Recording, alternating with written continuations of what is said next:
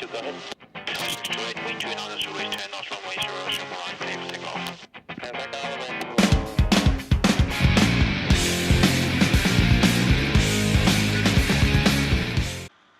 Dear friends and followers, welcome back to my channel. Today we are here at FARNBOROUGH International Airshow 2018 with Rich Pillins. He is the chief test pilot for Boeing in the UK, and we will ask him some few questions which are received from you guys. So stay tuned and enjoy the video. Hello Rich, my name is Kathan. Nice to meet you. Nice to meet you as well, Rich Pillins. So you are the chief test pilot for Boeing? That's right, I'm the chief test pilot for Boeing in the UK. Okay, and what's your daily job? So I fly Chinook helicopters, and I've got a team of 20 people, and we are helping get those Chinook helicopters to be in a better place so that they are even more capable than they have been before. And actually we're also looking ahead to some future platforms, so we look forward to the new buy of Apache E-model aircraft when they come into the country in the next couple of years. Okay. And some fixed-wing aircraft too. The P-8 has been bought by the UK government, so we're doing all we can to make that a success too. Oh, nice. And can I ask you what steps you took in your life to get into this position right now? Yeah, sure. So I went to school in Petersfield, so not far from here in Farnborough, both in Hampshire. I went on to do a university degree at Bristol University. I did avionics systems engineering. The thread there really is that set me up quite nicely to become a test pilot later. But in the intervening years, I joined the Army to be a helicopter pilot. Lots of people think that you need to join the Royal Air Force to be a pilot, but actually the Navy and the Army also fly aircraft. The Army fly more helicopters than the others, and so for me that was a great route because I really enjoyed the helicopter path, and so I flew Lynx and Gazelle. I also went to the test pilot school, and that was fantastic, and there were so many different aircraft types that I had access to. And in fact, you know, here in Farnborough was opened today by Tim Peake. Everyone knows Tim Peake, the astronaut, and so he and I worked together at the test pilot squadron, flying Apaches together, and obviously he's gone on to become an astronaut. Haven't gone quite that far, but it's exciting to be able to stay in the test flying industry with Boeing. Wow, awesome. And how did you move on from RAF to Boeing? So the Army to Boeing. So I actually, because I'd flown, I was lucky and I took a few opportunities that came my way to be able to fly Chinook helicopters and also the Apache. So this opportunity came when Boeing were trying to set up in the UK with a UK footprint, and it's really been a great path for us because we've employed a bunch of UK people, and I was one of those earlier people that got to join and set up the flight test team, and that Chinook experience and Apache experience really set me up nicely for this role. Wow.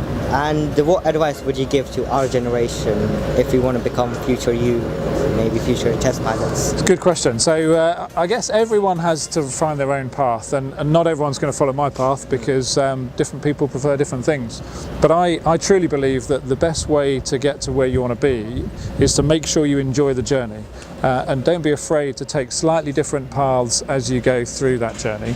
So there's a few times when I tried to go down a certain route and failed on that route, and a good example is I applied to fly the Apache fairly early in my career, and I didn't get selected, and that was a bit of a setback. But learning from that setback is the best bit of advice, and just stepping sideways from that failure. It doesn't push you back, it just pushes you sideways, and then different opportunities come available to you.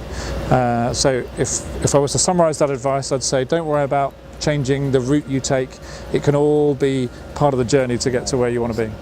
Awesome. And final question is, in future, what do you see yourself in after this? Good question. So I think that we in the UK have a fantastic opportunity because, you know, here at Farnborough is a good example. There's so much going on and so many different people and so many opportunities that we can take our brand of how we do aviation, whether it's design or modification or flying, and we can take it around the world. And I think that there are lots of people that look at the UK as a fertile ground for people like us. So I look to do things kind of just extend where I am and see if I can push my own boundaries to support India, because Boeing is growing in India, and likewise in Australia and Saudi Arabia and a whole bunch of countries in Europe as well. And so for me it's about being British and yet still doing those things around the world in our way of aviation. Awesome. Sorry, final question.